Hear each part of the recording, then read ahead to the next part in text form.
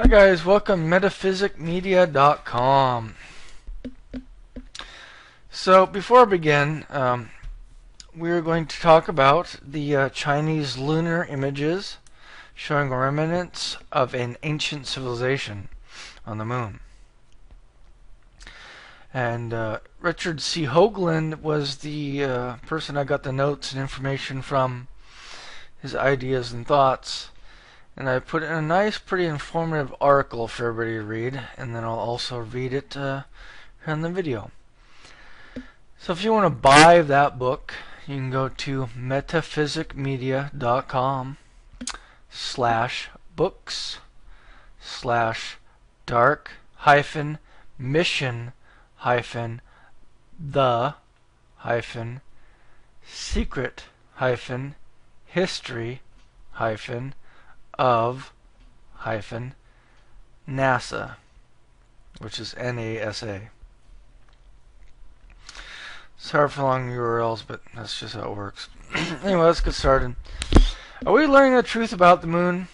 Dark Mission, the secret history of NASA confirms what the Chinese lunar images have shown so far. Former NASA consultant Richard C. Hoagland has recently reported on evidence of an ancient civilization on the moon. Hoagland elaborates on his long-held theory of an advanced alien race, dwelling throughout the solar system in his two books, The Monument of Mars, A City on the Edge of Forever, and the book that's available for purchasing, Dark Mission, The Secret History of NASA. This evidence comes in the form of transparent, presumable glass skyscrapers on the moon. China has recently put their first lander and rover, Chang 3 and Tutu respectively, on the moon. Chinese lunar images from the Chang 3 mission are hosted on the People's Liberation Army's official website. So according to Hoagland, the Chinese moon image verifies the existence of a civilization on the moon that inhabited the moon some thousands of years ago. His paper, What Have the Chinese Really Discovered on the Moon, is available at enterprisemission.com. And you can read that. It's a pretty good article. In his paper, Hoagland includes the photographs taken from the PLA, which is the People's Liberation Army, website, so visitors may see the evidence for themselves. The Chinese lunar images, or photos, were taken by the rover U2. U2 is a Chinese word meaning jade rabbit, which is, it's a crazy name. And that is how Hoagland refers to the rover in his paper. So the jade rabbit, like I said before, that's synonymous. There's a meaning behind it, and that's why they named these rovers the way they were, because they're looking to prove evidence that has been denied all over the world, and you're able to see it. So upon first glance, the background of the Chinese photos reveals only innocuous glare in the background. But Hoagland details an easy-to-execute process you can perform in most household PCs. So me being a graphic artist, or I know how to use graphic artist software, this could be easy for anybody, even if they don't know how to use graphic artist software like Adobe Photoshop or whatever. So we'll get to that. So how do we see the evidence of an ancient civilization on the moon? To reveal the glass structures in an ancient moon base, Hoagland recommends opening the image files with Adobe Photoshop or Corel Paint Shop Pro. Those are very good, high quality graphic design, photo editing tools that you can use to blow your socks off when you see these images. Although most graphic manipulation software should be able to accomplish the same thing.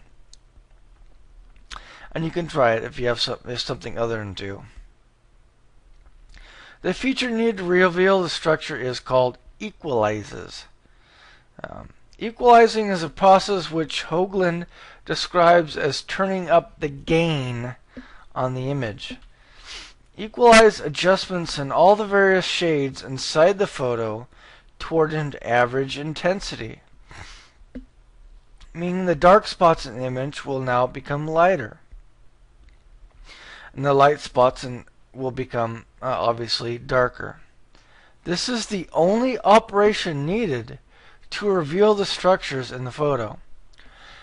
With some of the fainter photos, Hoagland was forced to equalize the images twice to reveal the crystalline structures, and that's important.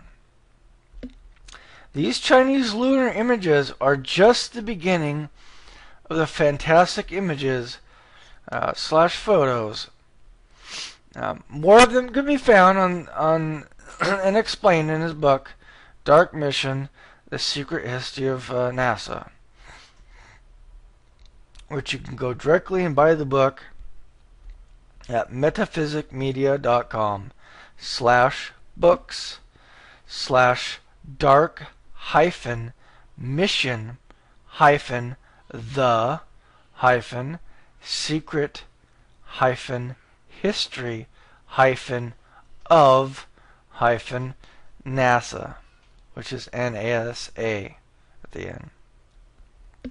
So, the Chinese lunar images are not the first photographic evidence of glass skyscrapers on the moon. In 1995, in Seattle, Hoagland met a man named Ken Johnston. Johnston was part of NASA's Apollo project. And when Johnston met Hoagland, he invited him to his home because there was something he might be interested in seeing. So Johnston revealed secret photographs from the Apollo mission. Photos that were never meant to be revealed to the public. NASA had, in fact, and instructed Johnston to destroy these photographs. And who would do that if you had stuff that was exciting to talk about or show people later? I wouldn't. So anyway, taken by Alan Shepard, structures which had been previously dismissed as light flares by analysts proved to match subsequent photos exactly, including the most recent Chinese photographs, which were taken with much more sophisticated CCD cameras, or HD cameras, if you don't know what CCD means. So, what do these structures really suggest about this ancient race and lost civilization on the moon? And who left them behind? That is the question. According to Hoagland, the entire surface of the moon seems to have been modified by these ancient architects. Sorry about that. And some of the China lunar photos show this somewhat clearly, although the exact measurements are impossible to determine. The runes appear to extend for hundreds of miles, and the moon is not the only site where evidence of these aliens has been found. The race propagated across the entire solar system. On the Kardashev scale, this would make the race a Type 2 civilization. So what that means is the Kardashev scale is a metric by which analysts determine the civilization on the moon and its technical sophistication. And they use this on planets all over the galaxy and solar system. When you hear about other planets, like SETI, or you hear about in the news where they find these habitable planets. Those are Category 2 or Category 3 type civilizations, or civilization potential inhabitations of planets. We don't know, but it's probably true that advanced life lives on this planet. So anyway, it's based on their capacity for generating energy. That's how the moon, the Kardashev scale works. So producing energy is a way to show how advanced you are. So why, you might ask, did the Chinese army host these very revealing images on their website? According to Hoagland, the Chinese government is using the photographic evidence of ancient aliens in order to blackmail the United States government, who've known about these glass ruins since they have our own 1969 moon landing. Hoagland speculates the Chinese government will use these images as political capital in their near future, or that they've already are in the process of doing so. So to what end, he doesn't know, but he does know that in the process of doing so, the Chinese have unequivocally confirmed the theory to which Hoagland has developed over 30 years of his time and thoughts writing his book, Dark Mission: The Secret of NASA, which you can buy the book at metaphysicmedia.com/books/the-history-of-NASA. Or NASA. Sorry about that. So this is pretty amazing, because if we had ancient civilizations on the moon, they would have had to have come from Atlantis. All right, we've all heard of Atlantis. So Atlantis was eventually destroyed, and I would say that Atlantis was probably destroyed by a natural disaster, or their own doing. They destroy themselves.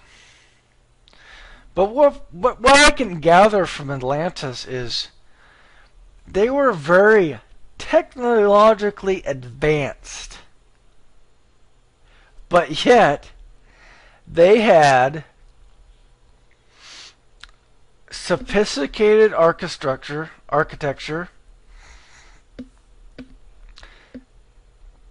aircraft, alien aircraft, whether they designed it, aliens helped them design it or create it. And they were probably the most advanced civilization on Earth at that time. They might have had already cell phones, laptops, what have you. But I think what happened, I'm not talking about their demise, but this is an idea and thought that I've thought about for a while. They were so technologically advanced, they had technology, but they lived simple lives. Whereas today, if we're going to work, we're working 8, 10 hours, 12 hours, we're raising kids, we eat, we sleep. During that time, we don't have any time for ourselves, and we're yelling at each other, we're angry, we're upset, we're irritated.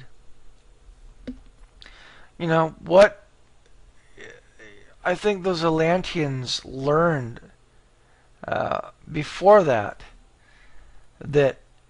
you can have this technology, but you've got to use it in the correct way so that you aren't distressed and upset and depressed. So, let's say they had free energy, which they probably did. And free energy exists on the Earth. I've seen it. I've used it because I've bought some free energy devices. I've bought devices that will purify water and in 5 to 10 minutes look clear again. Well, not clear, but it'll restructure molecules to be healthy. So I know this technology exists. So the problem is the Atlanteans were so technologically advanced, and they learned that being industrialized, advanced, and destroying the Earth was not a good thing. So they lived in their great architectural buildings. They overlooked a nice ocean. It was hot out. Think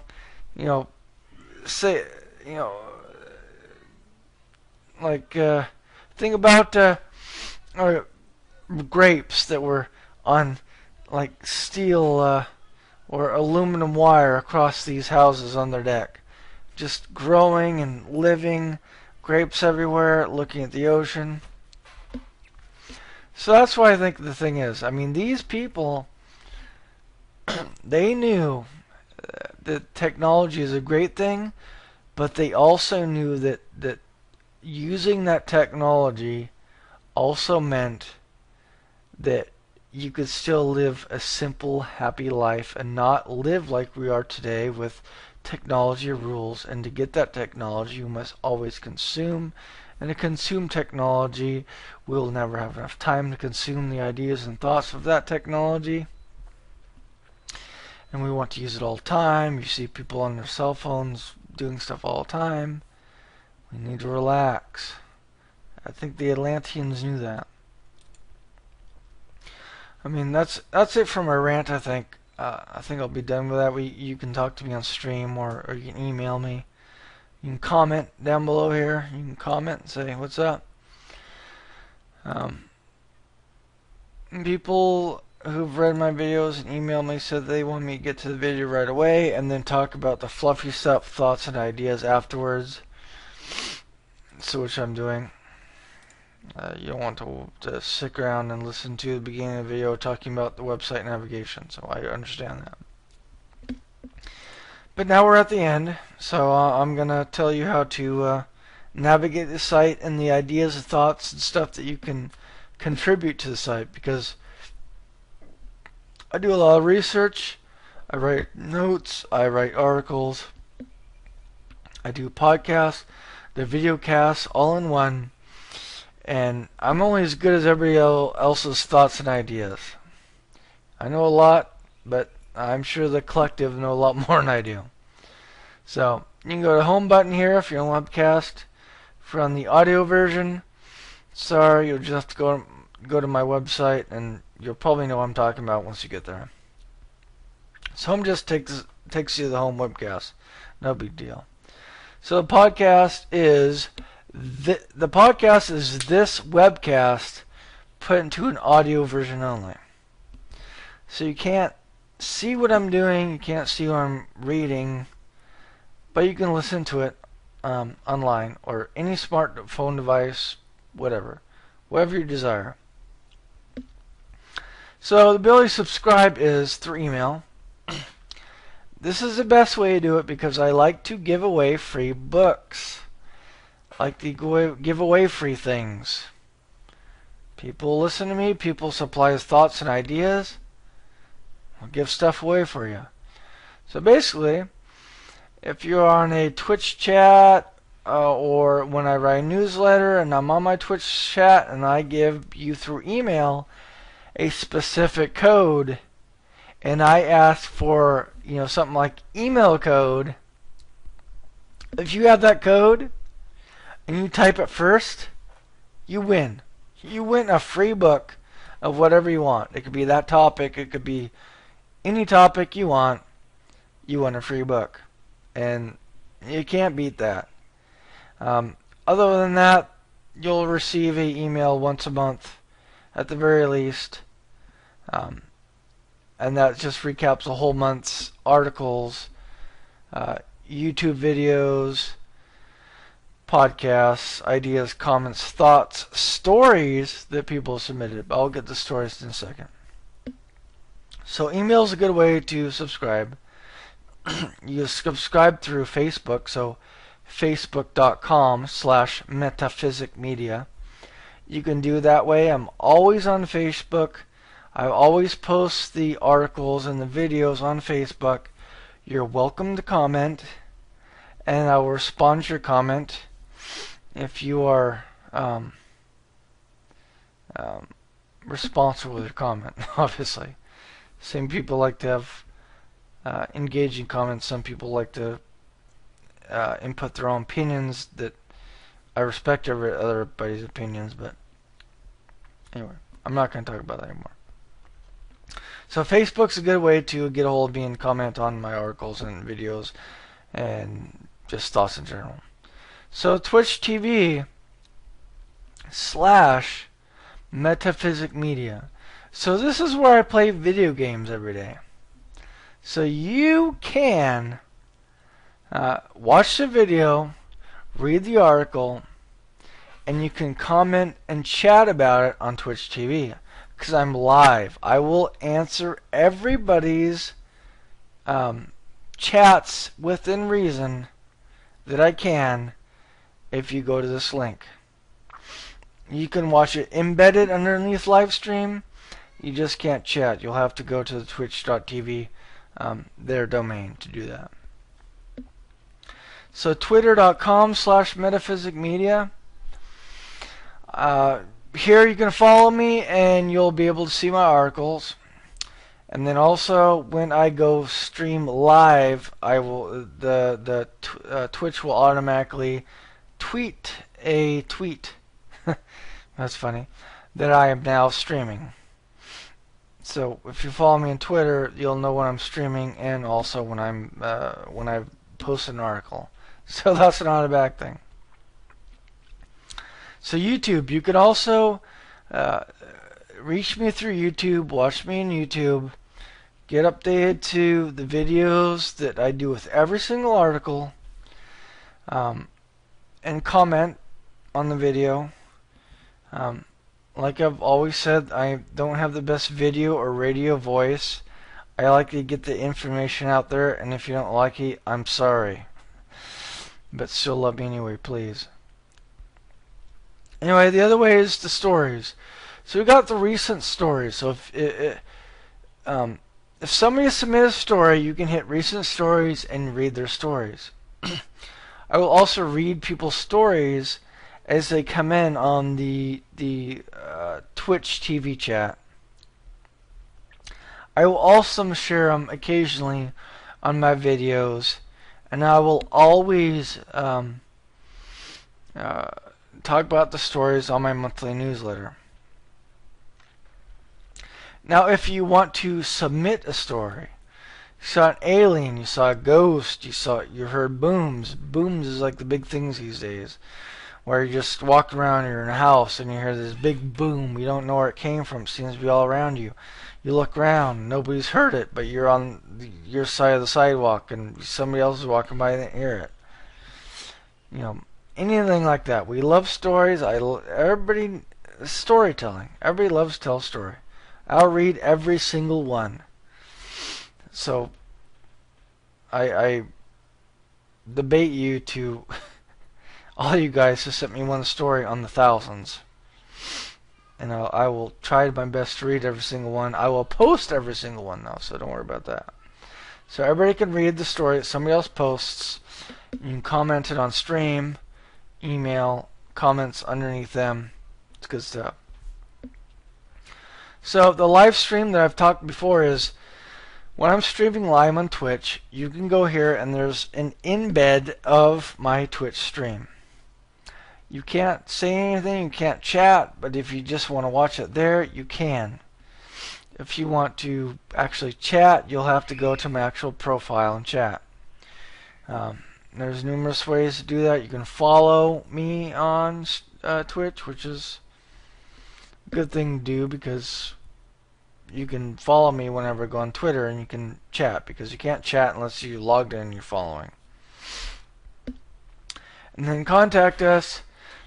So, if you're an author, if you've written a book, you've done some any type of investigation, or I've created an article on your book, and you want to submit images to add to the article, like for instance, Chinese Lunar Images showing remnants of ancient civilizations.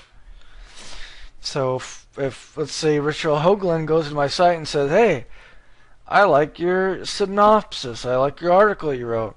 I've got some other images, and I got some other stuff that I want to contact for it, or add to the article." Do it. I'll add it. If you have advertising questions, any question at all, just contact us. I answer every email. Not a big deal. So about us, this is where it tells me a little bit about small amount of my personal life, and the paranormal experience that I've had, and then you can read about it, and then you can always submit a story at the bottom here. It shows you how to do that, and you can always donate, because I spend a lot of time analyzing, researching information and notes, and then creating articles, videos, and podcasts for everybody to learn everything about it, the topic that I create. So it helps if I can pay the bills and pay for web hosting, whatever.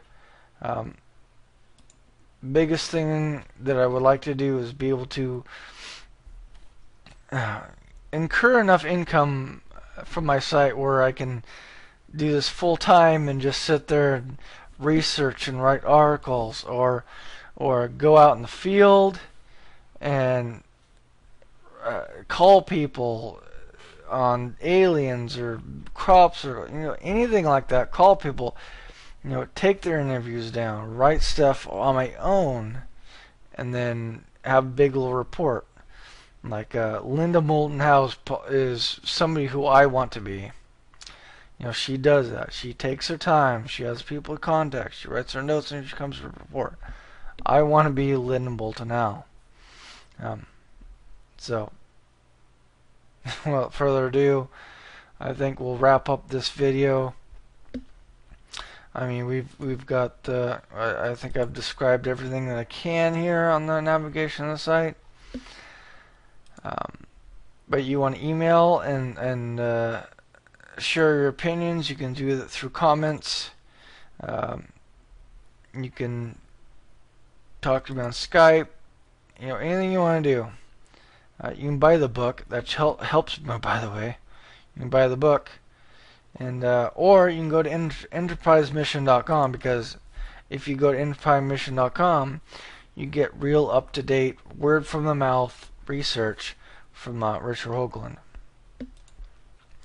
And I try to keep up with all of his research and thoughts and all that stuff, but I'm 24 hours late when it comes to him. He's on the ball and he does it right away. So anyway, guys, I'll wrap up this video. Hopefully we can talk later about any issues or thoughts and comments you have. We're just having fun here, and we all love it. God bless everybody, and just have fun.